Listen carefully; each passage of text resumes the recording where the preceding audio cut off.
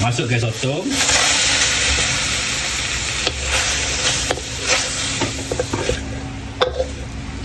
Kacang hingga sedikit kembang. 1 sudu serbuk kunyit. 1 sudu rempah kari daging.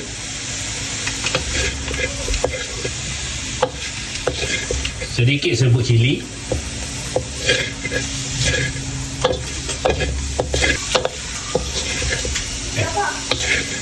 Masuk sedikit minyak. Kita kacau lagi sehingga masak. Ni, 1 sudu sos tiram.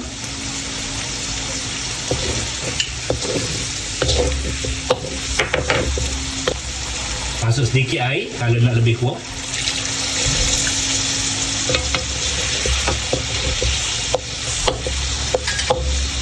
Rasa dengan sedikit garam.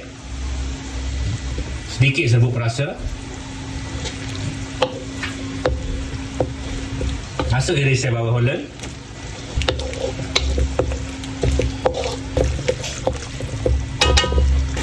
Okey, siap kita punya sotong goreng kunyit. Untuk yang nak tambah hiasan last kali tu boleh tambah. Letak carrot ke, macam-macam boleh letak.